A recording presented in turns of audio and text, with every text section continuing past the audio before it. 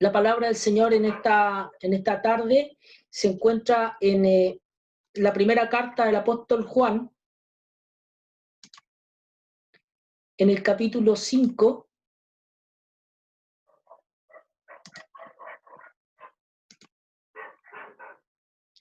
Primera de Juan, capítulo 5,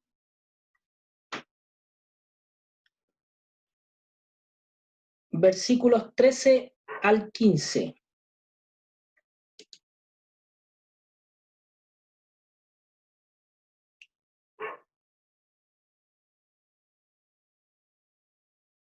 Primera de Juan, capítulo 5, versículos 13 al 15.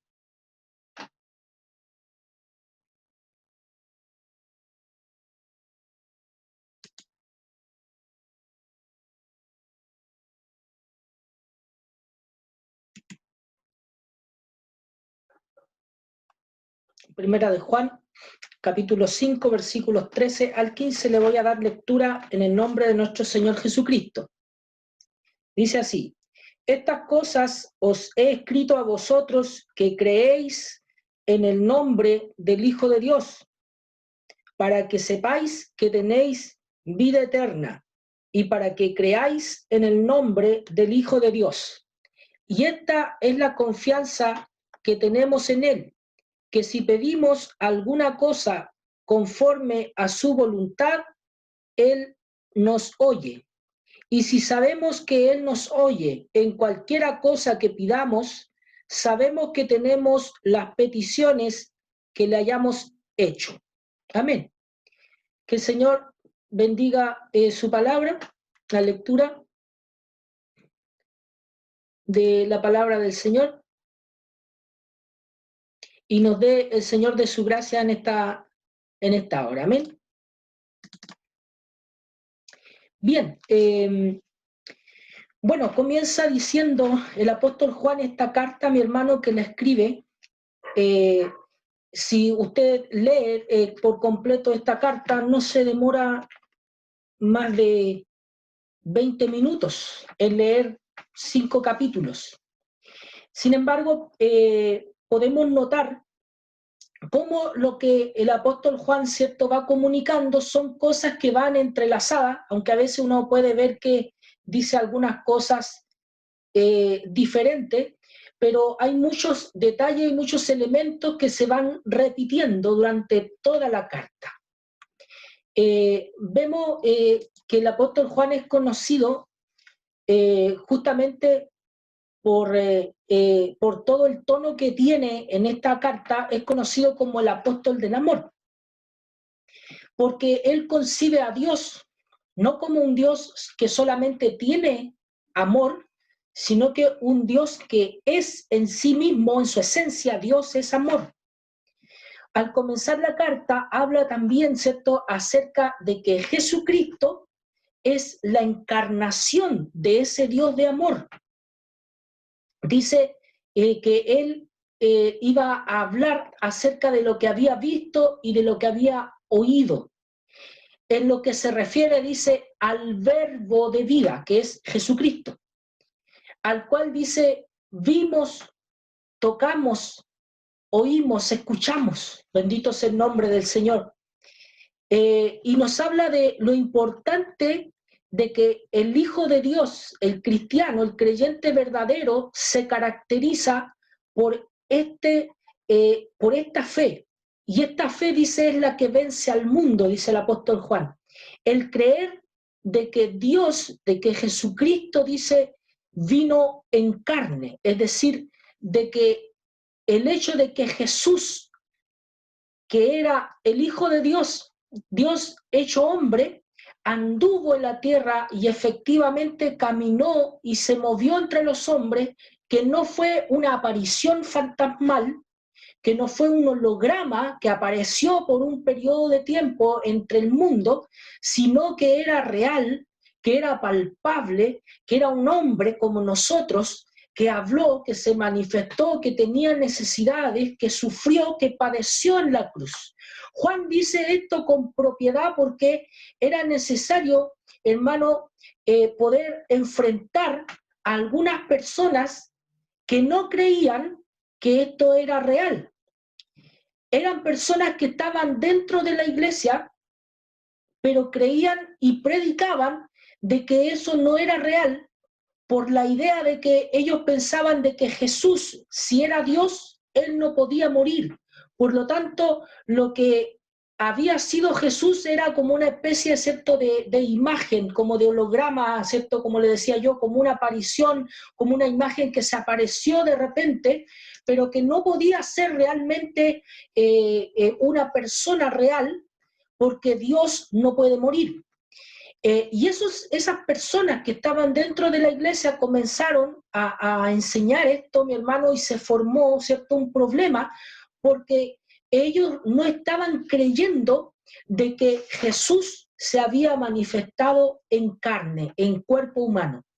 Ellos pensaban que, algunos pensaban que una especie de, el espíritu de Jesús, el espíritu de Cristo, había venido, ¿cierto?, sobre la persona de Jesús, pero cuando Jesús estaba siendo crucificado y cuando Jesús estaba a punto de morir, ese espíritu de Cristo se retiró. De manera que el que murió no fue Cristo, no fue el Hijo de Dios, sino que murió solamente un cuerpo que estaba siendo ocupado. Eso, mi hermano, eran ideas que circulaban en el tiempo del apóstol Juan. Por eso es que el apóstol Juan es tan duro en esta carta y dice, el que es nacido de Dios es aquel que cree que Jesús vino en carne, que Jesús, ¿cierto?, que Dios fue manifestado en carne, que Jesús el Señor realmente vivió entre nosotros y era una persona real y que Él efectivamente padeció y murió en la cruz. Por eso durante toda la carta él habla, ¿cierto?, del espíritu del anticristo, que es el que rechaza esta idea, ¿cierto? Y habla, si se fija usted por ahí, habla de que algunas personas salieron de la iglesia. En el capítulo 2, versículo 19, de Primera de Juan, en el capítulo 2, versículo 19, dice, salieron de nosotros, pero no eran de nosotros, porque si hubiesen sido de nosotros, habrían permanecido con nosotros. Pero salieron para que se manifestase que no todos son de nosotros. Juan, ¿cierto?, trata de alguna manera de contener a los hermanos. Imagínense lo que ocurre en una iglesia, ¿ya?, en una iglesia donde ocurre una división por diferentes doctrinas. Unos empiezan a decir, hagamos una suposición, hermano, y bien cercana. Supongamos que en nuestra iglesia, aquí entre nosotros, empiezan a surgir algunas personas que dicen, la doctrina de la Trinidad es incorrecta, no está en la Biblia, no aparece en la Biblia, es una doctrina que nosotros no debemos creer, y empiezan a argumentar y a predicar a favor de esto. Y resulta, mi hermano, que se empieza a formar una división, ¿cierto? Ellos empiezan a ganar personas, ¿cierto?, para su opinión, empiezan a formarse una división y quedan dos equipos, dos bandos dentro de la iglesia, ¿cierto? Y empiezan los que creen en la Trinidad y los que creen que la Trinidad no es una doctrina falsa, y nos empezamos a dividir, ¿cierto? Y finalmente se arma una división tan grande que uno de los dos grupos sale, ¿cierto? El grupo que no cree en la Trinidad sale de la iglesia, ¿cierto?, y forma su propia iglesia, o se va para una iglesia que sea más adecuada a su pensamiento.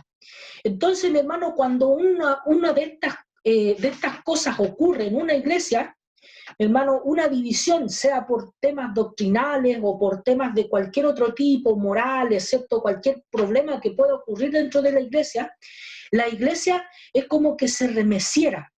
Queda, mi hermano, un dolor tremendo, queda cada vez que ocurren este tipo de cosas, que alguien sale, ¿cierto?, de una iglesia y sale un grupo considerable de personas de una iglesia por cualquier motivo, cualquier problema, la iglesia se resiente. La iglesia, mi hermano, no queda como que aquí no ha pasado nada, sino que algunos quedan pensando, ¿cierto? ¿Qué pasó con ellos? ¿Se veían tan bien? ¿Por qué ellos se fueron? Algunos, ¿cierto?, empezarán a dudar, ¿estará correcto lo que ellos estaban diciendo? ¿Estaré mal yo? ¿Verdad? Hay una serie de cosas, mi hermano, que suceden después de la división de una iglesia, ¿ya? Entonces, cuando el apóstol Juan dice estas palabras, es para afirmarlos a ellos, decirles, tranquilos. Miren, dice, los que salieron, dice, de nosotros, era porque no eran de nosotros. Porque si hubieran sido de nosotros, se hubieran quedado. Pero se fueron, dice, para que se pudiera notar, para que se pudiera ver, manifestar de que no todos son de nosotros. Es decir, no todas las personas que en algún momento están en una iglesia son realmente creyentes genuinos y verdaderos. Por eso Juan siempre durante toda la carta dice, el que es nacido de Dios, por ejemplo, no peca. El que es nacido de Dios es aquel que ama a Dios, que ama a Cristo y que ama a su hermano. Y si alguno dice no ama a su hermano, está transgrediendo un mandamiento, el mandamiento más antiguo de amar al prójimo. Y si no ama a su hermano, dice, ¿cómo ama a Dios que no puede verlo? Bendito sea el nombre del Señor. Y da una serie, ¿cierto?, de directrices para decir quiénes son, ¿cierto?, los verdaderos creyentes en el Señor Jesucristo. Bendito sea el nombre del Señor. El que es nacido de Dios, ¿cierto?, como decía, no peca. El que es nacido de Dios ama a su hermano. El que es nacido de Dios cree en que Jesucristo el Señor fue real en la tierra, era Dios hecho carne. Bendito sea el nombre del Señor. Como lo dicen algunos credos y algunas confesiones antiguas. Dios verdadero de Dios verdadero. Verdaderamente Dios y verdaderamente hombre. Es un misterio, mi hermano, cómo podemos nosotros explicar, es inexplicable cómo poder decir, ¿cierto?, que la naturaleza divina y la naturaleza humana estaban en el Señor Jesucristo. No en un 50 y 50, ¿cómo explicar, ¿cierto?, de que cuando Jesús el Señor vino a la tierra, Él se despojó de su dignidad de Dios, pero seguía siendo Dios? Bendito sea el nombre del Señor. Son cosas, mi hermano, que a la mente humana nos quedan muy grandes. Bendito sea el nombre del Señor. Pero nosotros como cristianos las confesamos porque son parte de nuestra fe que se encuentra en la Biblia, en la palabra de Dios, que nos dice, esto es la verdad. Bendito sea el nombre del Señor.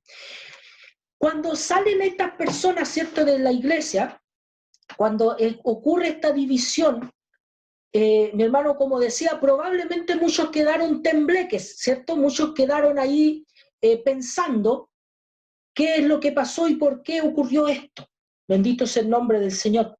Entonces, Juan escribe, como decía, todas estas cosas, mi hermano, para afirmar la fe de ellos. Y lo que leemos en el versículo 13 es realmente, ¿cierto?, lo que nos da entendimiento, nos revela, ¿cierto?, el Señor, cuál es el fin con el cual Juan escribe esta carta, uno de los fines, porque otro, ¿cierto?, dice, para que no pequéis, dice un poquito más adelante, ¿ya? El versículo 13 dice, primera de Juan 5:13, dice, estas cosas os he escrito a vosotros que creéis en el nombre del Hijo de Dios, para que sepáis que tenéis vida eterna y para que creáis en el nombre del Hijo de Dios. Que el Señor nos bendiga. Amén. El fin con el cual Juan escribe, dice primero que se dirige a los que ya creen, ¿cierto? Se dirige a aquellos que se quedaron en la iglesia, ¿verdad? A los que creen, dice, en el nombre del Hijo de Dios. No se dirige a aquellos que no creyeron en Jesucristo como Dios hecho hombre, como Dios el Salvador, ¿verdad? Sino que se dirige a aquellos que sí creen, dice, en el nombre del Hijo de Dios. Y le escribe, dice, para que sepan que tienen vida eterna, es decir, para que ya no duden de su salvación, que no duden de que ellos son hijos de Dios. Y por eso es que, como le decía en el versículo que leí anteriormente, en el capítulo 2, verso 19, les habla de aquellos que se fueron. Y les dice, ellos se fueron porque no todos son de nosotros. Ahora les afirma y les dice, ustedes que se han quedado, ustedes creen en el nombre del Hijo de Dios y quiero que sepan que tienen vida eterna. El interés de Juan en esta carta es afirmar la fe de los hermanos. Es decirles, ustedes ya creen en el Señor Jesucristo. Y como ya creen en Cristo, ustedes ya tienen vida eterna. Pero les vuelve a decir, esto es una frase, una oración que no aparece en algunas versiones porque me imagino yo que lo encontraron redundante. Así que vamos a tratar de descubrir un poquito por qué aparece de nuevo. Dice, y para que creáis en el nombre del Hijo de Dios.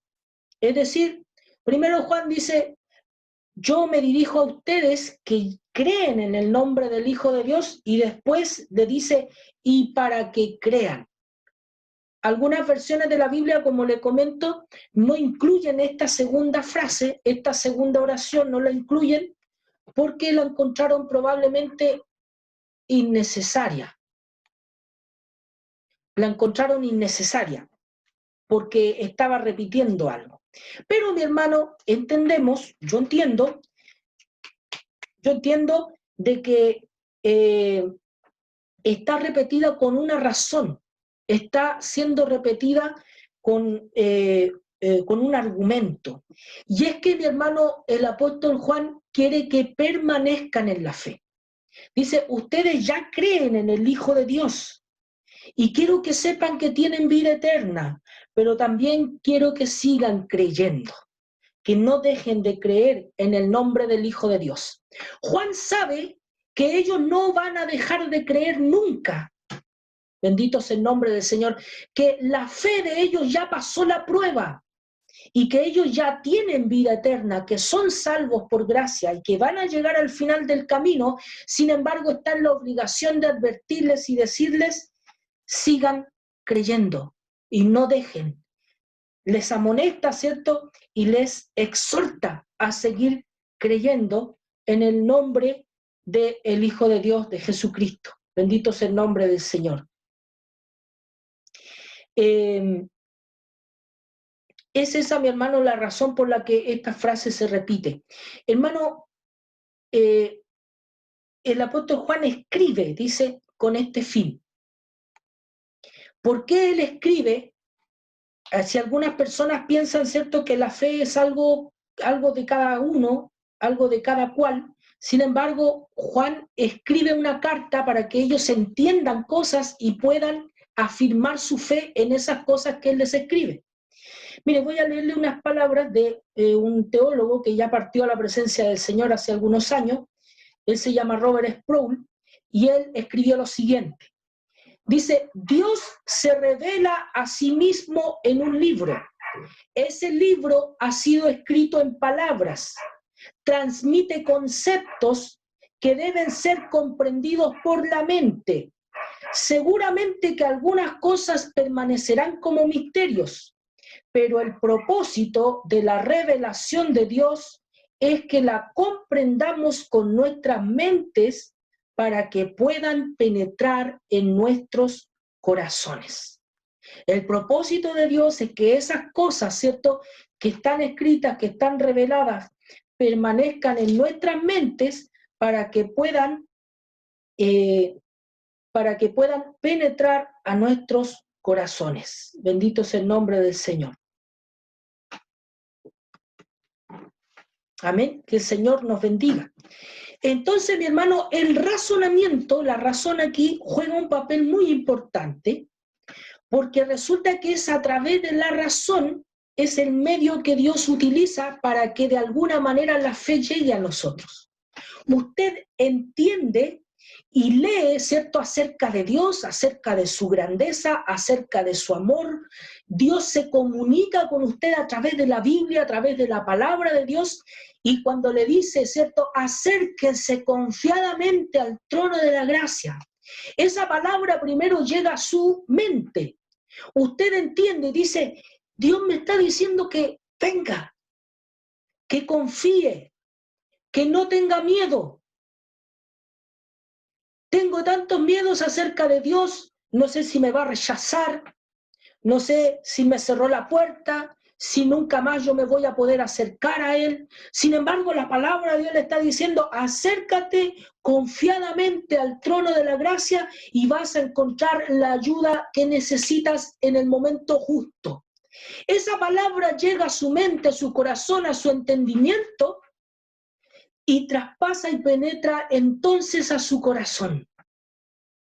Y desde su corazón, usted y yo reaccionamos a esa palabra, a esa comunicación que Dios utilizó a través de la palabra del Señor. Respondemos buscando al Señor, yendo a Él, ¿cierto? Rindiéndonos ante Él. Bendito sea el nombre del Señor. Dios nos bendiga y nos dé la gracia. Alabado sea el nombre del Señor. Entonces, mi hermano, Dios a nosotros nos hizo con un razonamiento, con un intelecto, nos hizo con una mente capaz de comprender ciertas cosas, porque es el medio por el cual Dios se comunica a través de nosotros y esa palabra llega a nuestros corazones. Bendito sea el nombre del Señor. Por eso Juan dice, escribe esto, lo comunica a través de palabras escritas, dice, a ustedes que creen en el nombre del Hijo de Dios, de Jesucristo, para que sepáis, para que sepan, para que tengan plena certeza, confianza de que tienen vida eterna. Esa vida eterna, dice, no es solamente un periodo de tiempo. Uno dice, ¿qué es la vida eterna? Bueno, es vivir para siempre. Pero la palabra del Señor dice que la muerte en el infierno y el castigo también serán eternos. El hombre perdido entrará al infierno, el alma del hombre entrará al infierno y el cuerpo del hombre estará, ¿cierto?, también con esa alma y estarán en continuo sufrimiento. ¿Por cuánto tiempo? Una muerte eterna. Bendito sea el nombre del Señor. Por eso, hermano, es que las personas especulan mucho en esta vida acerca del infierno. Algunos dicen, el infierno está aquí en la tierra, el infierno es ahora. Hace unos días escuchaba a un escritor, Aldous Huxley, un escritor ya fallecido, que decía, el mundo está tan extraño y está tan malo que yo creo que nosotros, que la tierra es el infierno.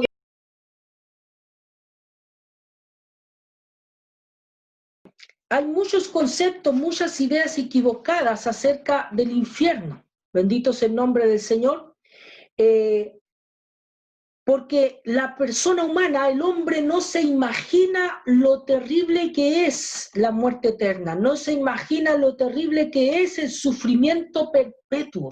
Bendito sea el nombre del Señor. Entonces, mi hermano, vivir la vida eterna no es solamente vivir para siempre, porque habrá hombres y mujeres que vivirán eternamente en condenación, en sufrimiento, donde dice el Señor Jesús, lo repite en 3 ocasiones, dice, donde el gusano de ellos, el fuego no se apaga y el gusano de ellos no muere. Y lo vuelve a decir en 2 versículos más el Señor Jesucristo. Entonces, mi hermano, ¿qué es la vida eterna? Si no es, o si es mucho más que solamente vivir para siempre, ¿qué es la vida eterna?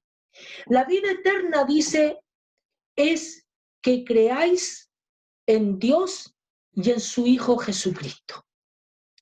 La fe en Jesucristo el Señor, y como lo dice también los versículos más atrás, ¿cierto? Esta vida está en su Hijo, dice el versículo 11. Dice, Dios nos ha dado vida eterna y esta vida está en su Hijo, con mayúscula, es Jesús. El que tiene al Hijo, dice, tiene la vida, pero el que no tiene al Hijo de Dios no tiene la vida. Es decir, entonces, ¿qué es la vida? Pablo en Colosenses dice, vuestra vida está escondida con Cristo en Dios. La vida es Jesús. Si alguien no tiene a Cristo, puede respirar, puede andar, puede caminar, puede moverse, puede tener signos vitales. Sus órganos funcionan perfectamente, pero no tiene vida porque la vida es Cristo. Bendito es el nombre del Señor. Dice el versículo 12, el que tiene al Hijo tiene la vida. El que no tiene al Hijo de Dios no tiene la vida. Bendito es el nombre del Señor. Dios nos bendiga. Alabado es el nombre del Señor. Por lo tanto, cuando Juan dice, ustedes creen en el Hijo de Dios, en el nombre del Hijo de Dios, ustedes tienen vida eterna.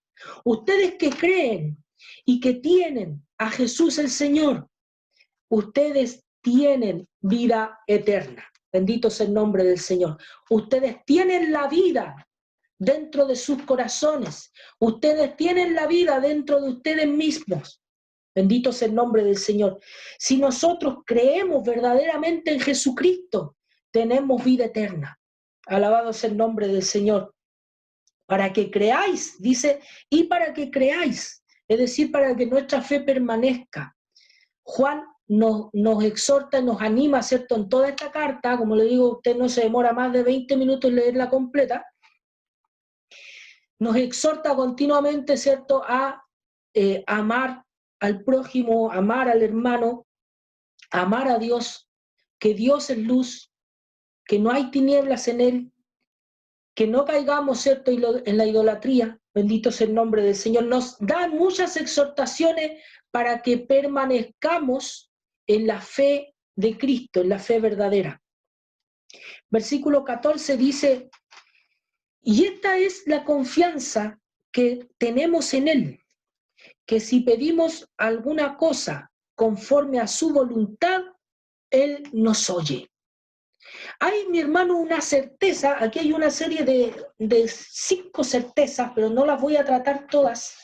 En estos versículos hasta el final hay 5 certezas cristianas, 5 certezas del creyente, pero hoy día tratamos, por ejemplo, ¿cierto? Esta que Juan, ¿cierto?, nos enseña, nos dice,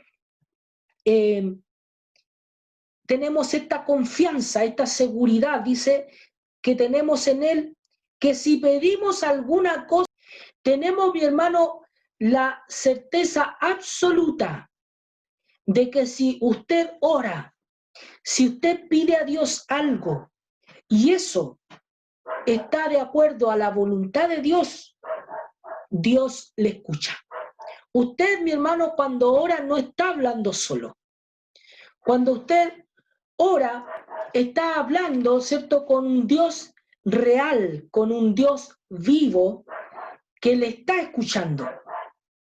Y si pedimos, dice, alguna cosa que está de acuerdo a su voluntad, dice, Él nos oye en un sentido positivo, quiere decir, Dios sí le escucha a usted, pero cuando usted pide algo que está de acuerdo a su voluntad, Él le oye efectivamente, le escucha, le pone atención. Y dice, versículo 15 dice, y si sabemos que Él nos oye, si sabemos que Él oye, fíjense que está hablando de certeza. Primero, ¿cierto?, dice, quiero que sepan que tengan vida eterna. Después dice, esta es la confianza que tenemos en Él, que si pedimos algo de acuerdo a su voluntad, Él nos escucha. Y dice, si sabemos, vuelve a repetir la palabra, ¿cierto?, de conocimiento, dice, si sabemos que Él nos oye en cualquier cosa que pidamos, dice, cualquier cosa que pidamos, sabemos que tenemos. Esta es otra certeza. Una es el hecho de que Él nos está escuchando y otra es el hecho de que tener lo que yo pido. Dice, sabemos que tenemos las peticiones que le hayamos hecho. Hermano, el Hijo de Dios puede confiar que si está pidiendo algo de acuerdo a la voluntad de Dios, Dios lo va a hacer. Por eso Jesús dice, conforme a tu fe, dice, será hecho. Esto, mi hermano, no está diciendo que usted va a pedir lo que se le ocurra y cualquier cosa, Dios la va a hacer simplemente porque usted lo está pidiendo, lo está diciendo. Hay una condición aquí que nosotros no podemos quitar de ninguna manera, y que es el hecho de que tiene que estar de acuerdo a la voluntad de Dios. Por eso, mi hermano, que es una falsa doctrina aquella, ¿cierto?, de declarar y de decretar. En primer lugar, porque declarar y decretar no son oración. Oración es pedir. Fíjese en el versículo 14, dice, si pedimos. El versículo 14 dice, si pedimos. Y el versículo 15 vuelve, ¿cierto?, a decir, dice, cualquiera cosa que pidamos. Por lo tanto, la oración es una petición. La oración contiene petición. No es, mi hermano, pararse, ¿cierto?, o sentarse, me da lo mismo. El asunto no es, ¿cierto?, de manera arrogante, de manera soberbia, ordenarle a Dios, ¿cierto?, que haga algo, es decir, decreto sanidad, decreto, ¿cierto?, un milagro, declaro tal cosa, decreto que ocurre esto, declaro prosperidad para tu vida, decreto aquí, decreto allá, porque eso no es oración. La oración es una petición. Nosotros apelamos a la misericordia de Dios, a su amor. Y si pedimos, dice, alguna cosa conforme a su voluntad, Él nos oye. Bendito sea el nombre del Señor. Dios nos bendiga. Si pedimos, no si declaramos o decretamos, sino que si pedimos alguna cosa conforme a su voluntad, Él nos escucha. Y si sabemos que Él nos oye, dice, en cualquiera cosa que pidamos, sabemos que tenemos las peticiones que le hayamos hecho. Bendito sea el nombre del Señor. Es una seguridad que Dios nos entrega. Para esto nosotros necesitamos fe. Por eso es que Juan menciona en 2 ocasiones el hecho de creer, ¿cierto? Dice, os he escrito a vosotros que creéis, dice, y para que creáis, para que no menguemos en nuestra confianza, en nuestra fe respecto a Dios, ¿cierto? Creemos en el Señor, creamos también, sigamos creyendo y creámosle. Que el Señor nos bendiga, amén. Nuestra fe, ¿cierto?, debe permanecer en Jesucristo. ¿Por qué en Jesucristo? Dice, el que tiene al Hijo, tiene al Padre. Bendito sea el nombre del Señor. Todas las misericordias, todos los dones, todas las cosas que Dios puede darle a usted, emanan del sacrificio que Jesús hizo. Si Jesús no hubiera muerto por nuestros pecados, por eso es que es tan importante creer, mi hermano, esto. Jesús murió en la cruz, efectivamente, es Dios, y Él murió en la cruz, pero también resucitó. Bendito sea el nombre del Señor. Es totalmente necesario creer esto, porque de ahí emanan todas las bendiciones y todas las gracias que Dios derrama sobre nosotros. Usted, mi hermano, cuando da gracias a Dios por los alimentos, lo hace por medio de Cristo, porque es Él el mediador, es Él el medio por el cual usted tiene ese alimento en la mesa. El amor de Dios se derramó y se manifestó mediante el sacrificio de Jesús. Dice Él, no hay mayor amor que este, que alguien dé su vida por sus amigos. Y ese es Jesús, alguien que dio su vida por nosotros. Bendito sea el nombre del Señor. Por lo tanto, todas las cosas de esta tierra, cosas espirituales, cualquier necesidad que usted y yo tenemos, pueden emanar de la cruz de Cristo. Tenemos que confiar en Él, tenemos que confiar en su amor, en su gracia, en su misericordia. Y si pedimos alguna cosa que está acorde a su voluntad, usted ya tiene lo que ha pedido. El apóstol Santiago dice, no pidas nada dudando, porque el que duda, dice, no piense que va a recibir algo de parte del Señor. Bendito es el nombre del Señor. No pidas nada dudando, pídalo con fe, pero tiene que pedirlo de acuerdo a la voluntad de Dios. Y finalmente, mi hermano, la oración, como hemos dicho algunas veces, la oración no es forzar o torcer la mano de Dios, sino que en la oración nosotros estamos participando de la voluntad de Dios y nos estamos sometiendo a su soberana voluntad. Pero, mi hermano, la palabra del Señor es clara y nos dice que si pedimos algo que está de acuerdo a su voluntad, nosotros podemos confiar en que el Señor lo va a hacer. Y lo va a hacer, dice el apóstol Pablo, dice, lo va a hacer mucho más abundantemente de lo que pedimos o entendemos. Hay algunos, mi hermano, predicadores que dicen, no, usted tiene que ser específico en la oración porque el Señor le va a dar eso que usted pidió nomás. Si usted pidió poco, Dios le va a dar poco. Si usted pidió un poquito de sabiduría, Dios le va a dar un poquito de sabiduría. Si usted pide un poquito de paz, Dios le va a dar un poquito de paz. Pero la palabra del Señor no dice así. La palabra del Señor dice que Él, dice, puede hacer mucho más abundantemente de lo que pedimos o entendemos. Usted puede pedir 100, no estoy hablando de dinero, por si acaso, que el Señor puede suplir las necesidades, pero yo no estoy hablando de dinero, estoy hablando de cantidades o de número, ¿cierto? O de grado. Usted puede pedir 100 y Dios, en su grande poder, le puede dar 1000. Bendito sea el nombre del Señor. Usted puede pedir un poco de sabiduría. Usted puede pedir un poco de paz en un momento de aflicción. Señor, necesito un momentito de paz.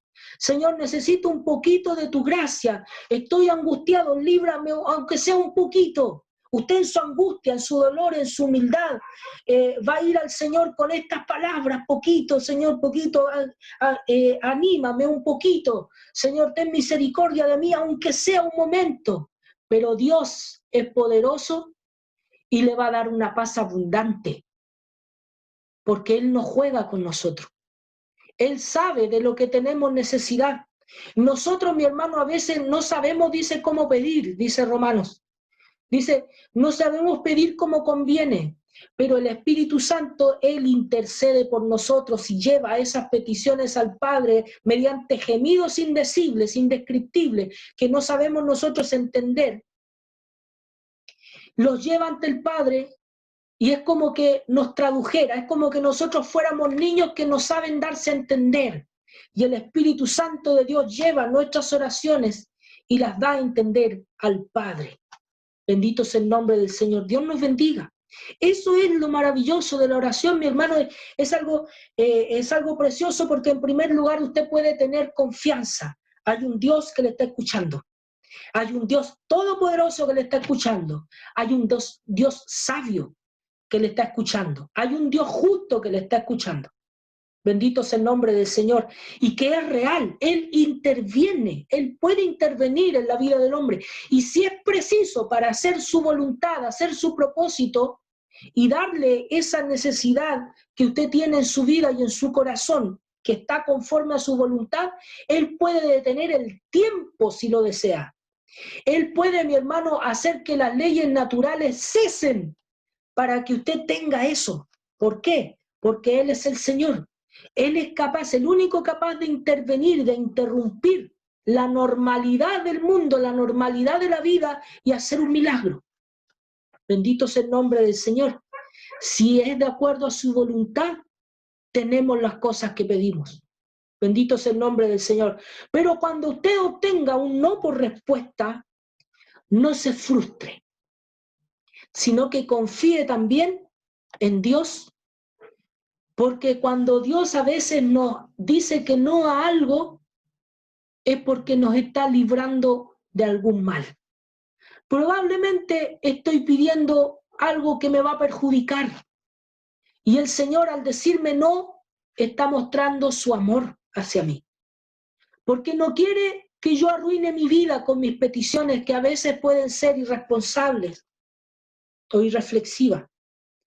El Señor sabe lo que es bueno para mí. El Señor sabe lo que le va a hacer bien a usted. Y Él va a responder sus oraciones, pero de una manera maravillosa. Podemos confiar en esta palabra, podemos confiar en esto. El Señor nos está diciendo, confía, cree. Has creído, sigue creyendo. Has creído, sigue confiando.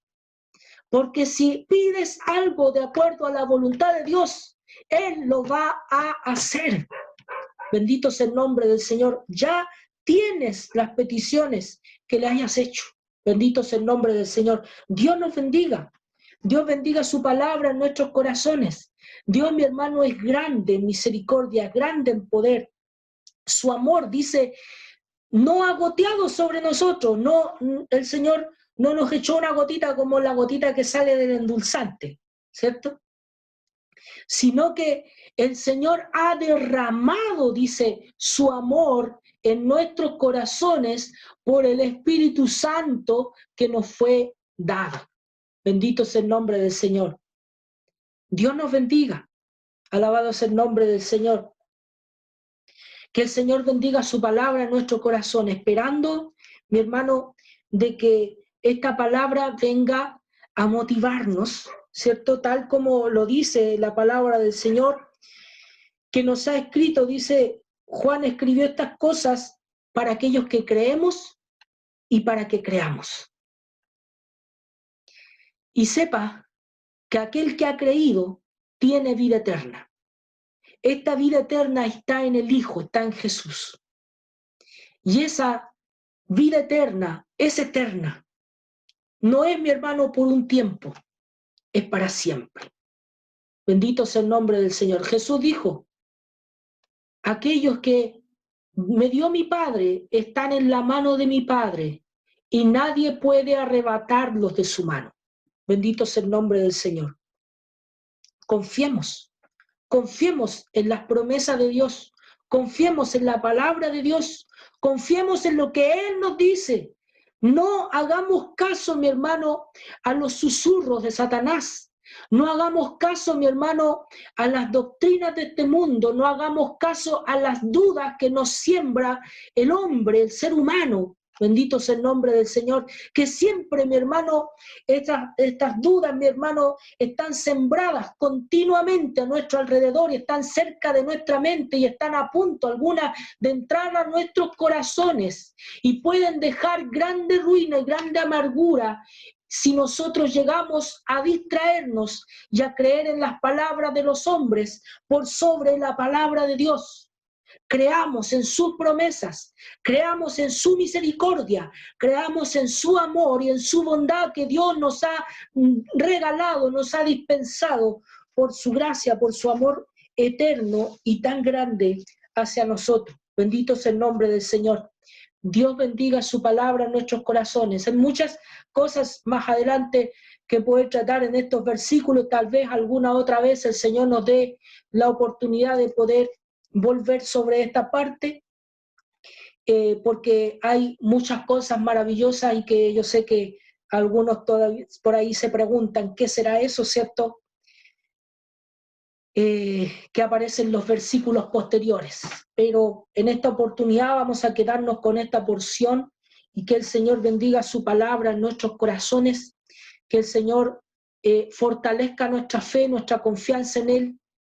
Las promesas de Dios para con nosotros son muchas y son grandes. Dice, son grandísimas promesas, dice el apóstol Pedro. Grandísimas. Para aferrarnos. Y las promesas de Dios no son como las promesas de los hombres. Dios no es hijo de hombre, dice, para arrepentirse. Ni es hombre, dice, para mentir. Bendito sea el nombre del Señor. Las promesas de Dios son reales, son ciertas, y usted puede aferrarse a las promesas de Dios con todo su corazón y no va a ser avergonzado. Dios no fallará. Dios bendiga. Esta es su palabra en nuestro corazón y para Dios sea toda gloria, honra y alabanza para siempre. Gracias, mis hermanos. Dios les bendiga.